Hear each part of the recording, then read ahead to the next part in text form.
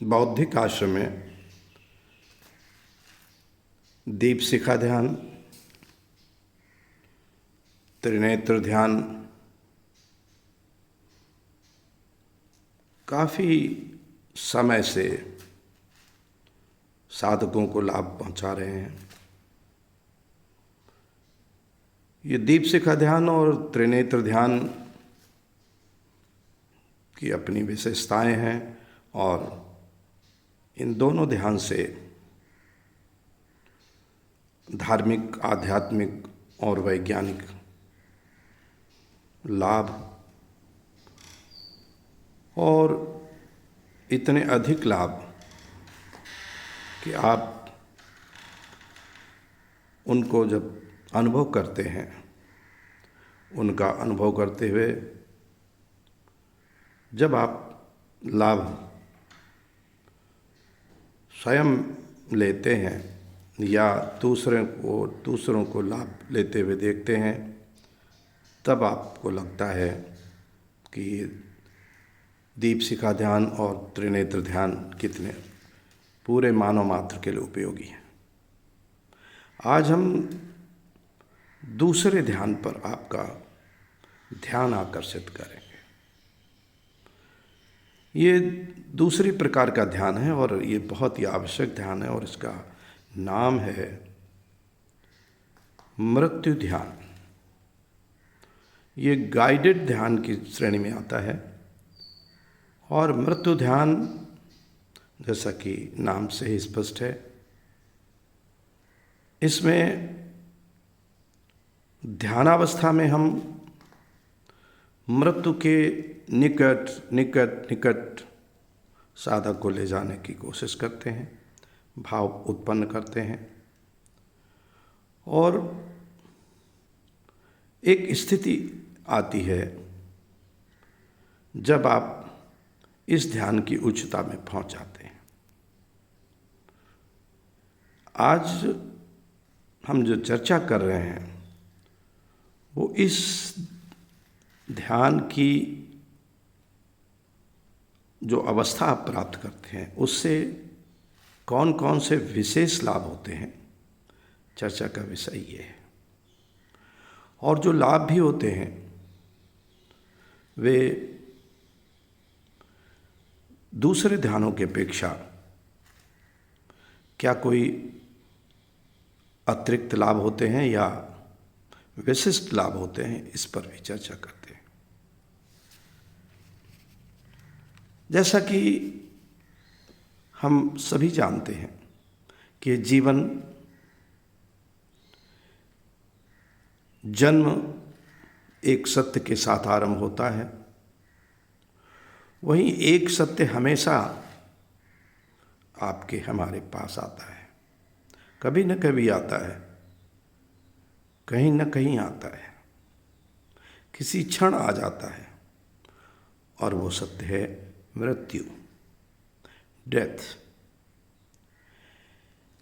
जिसको जीवधारी भूल जाता है और मनुष्य तो भुलाने की कोशिश करता है।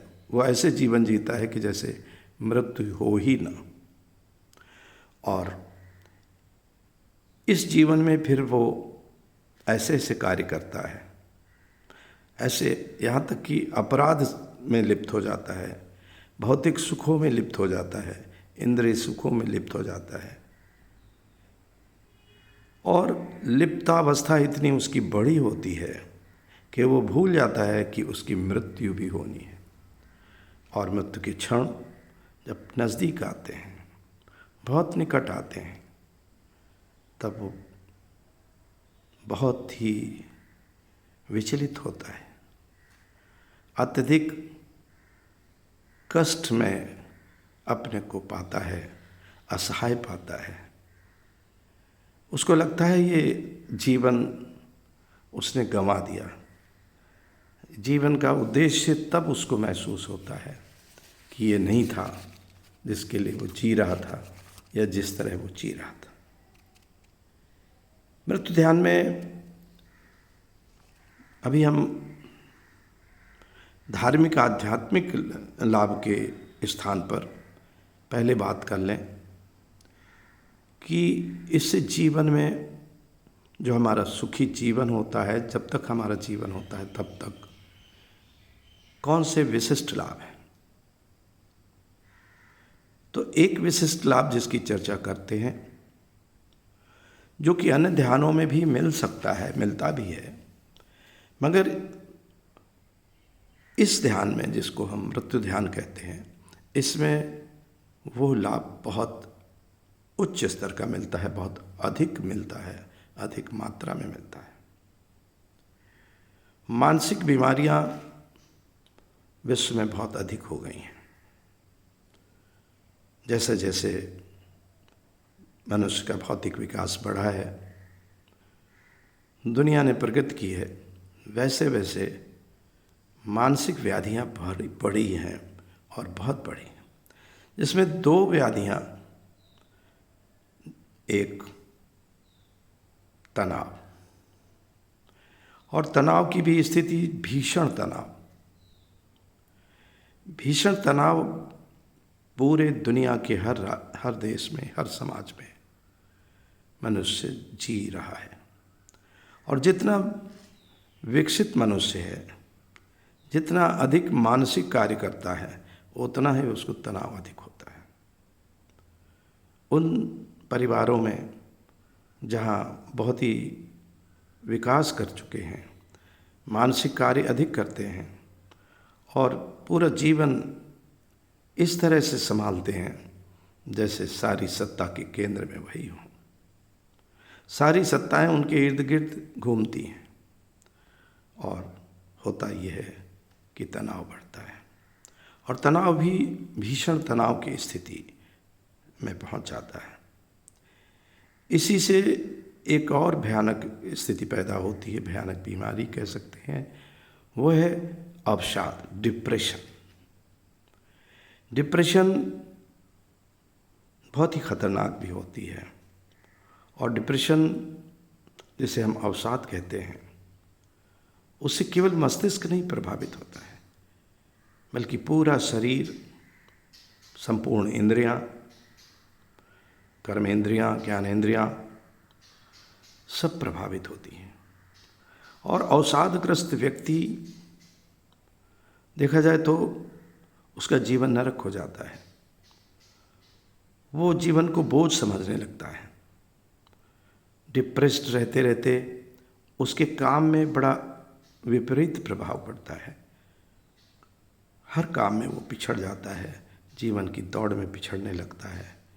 और डिप्रेशन और तनाव में जीने वाला व्यक्ति तलाशता है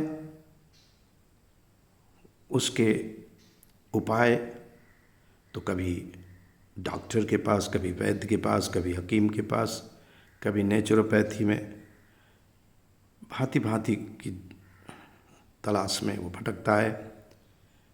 यहाँ तक कि जादू टोने पर भी विश्वास करता है। लेकिन आज हम जादू टोने की, विभिन्न पैथियों की बात नहीं करते हैं। हम उस ध्यान की बात करते हैं जिसकी चर्चा हमने आरंभ में की, और उसका नाम, जैसा कि बार बार मैं बोल रहा हूँ, उसका नाम है मृत्यु ध्यान।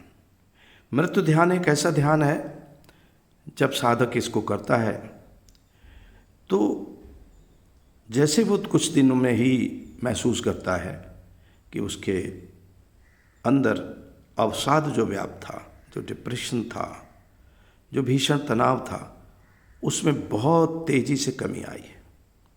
उसका तनाव कम हुआ है, उसका अवसाद कम हुआ है, क्योंकि ये ध्यान ही है उस ऊंचाई पर ले जाता है, मन वहाँ पहुँच जाता है।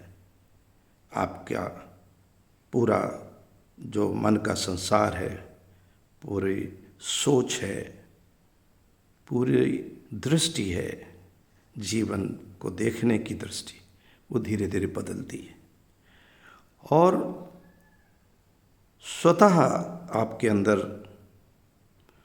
अवसाद की कमी आने लगती है, डिप्रेशन कम होने लगता है, तनाव कम होने लगता है। ये वो अच्छी तरह जानते हैं जो मृत्यु ध्यान आरंभ कर चुके हैं। कितना अधिक लाभ हुआ है इसे उन्हें अच्छी तरह ज्ञान है, इसे वो जान चुके हैं।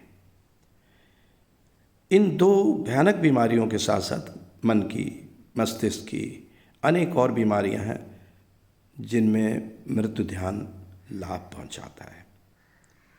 एक और मनुष्य की समस्या की तरफ बात कर लें, वो है मनुष्य के लोभ, मोह, लालच, भौतिक वस्तुओं में अधिक आकर्षण, व्यसन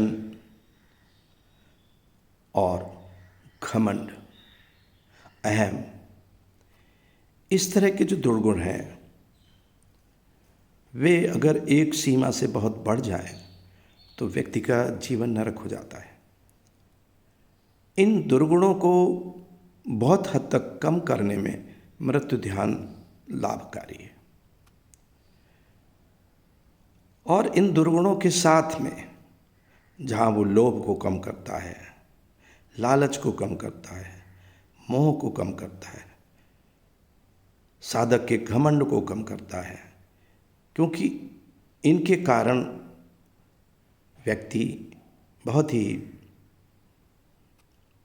बुरी अवस्था में पहुंच जाता है, अनेक अपने नुकसान को खुद पैदा करता है।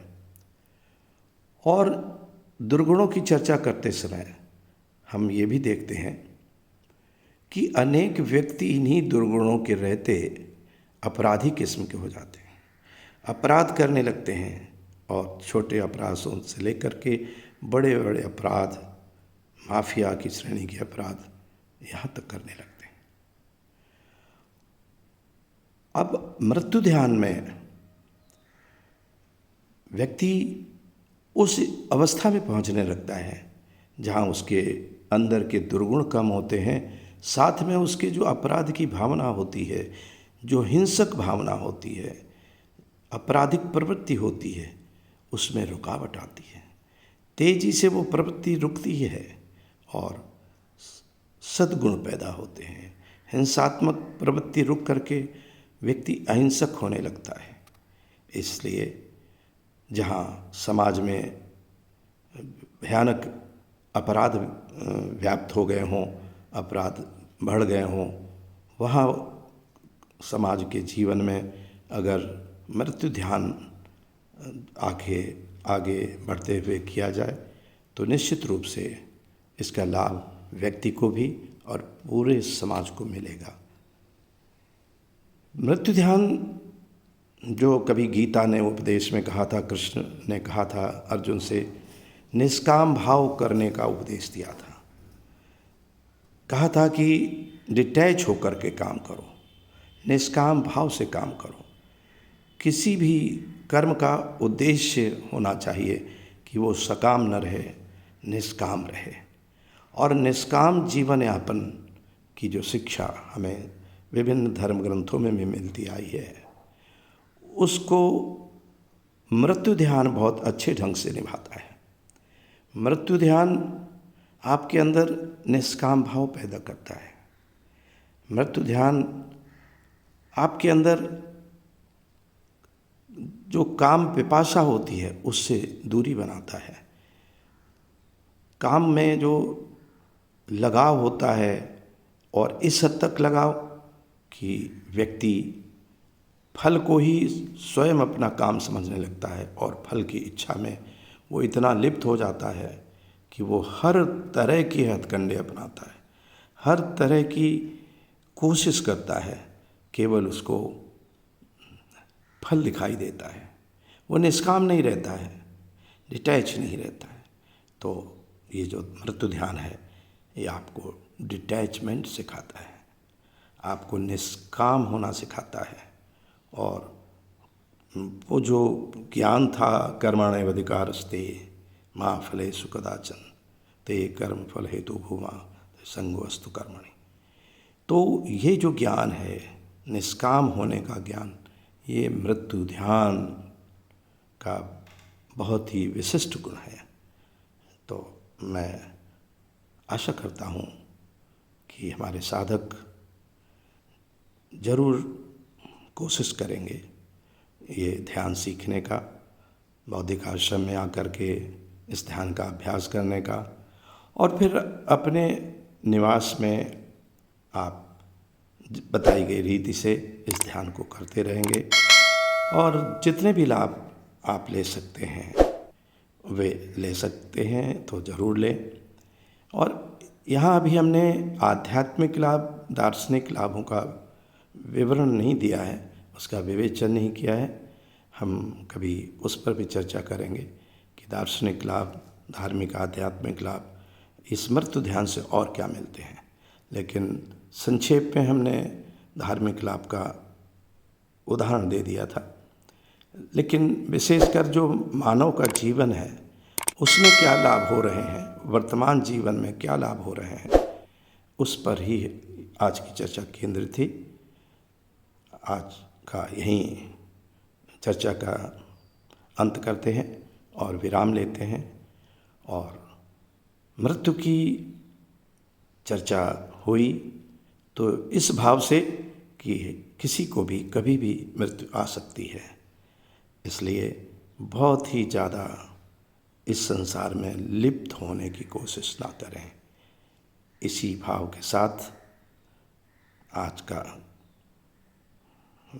ये कार्यक्रम यहीं समाप्त करते हैं और इस चर्चा पर विराम लगाते हुए आपको एक बार इस अनुरोध के साथ कि आप मेरे साथ बोलेंगे, अहम ब्रह्मास्मि, अहम ब्रह्मास्मि, अहम ब्रह्मास्मि।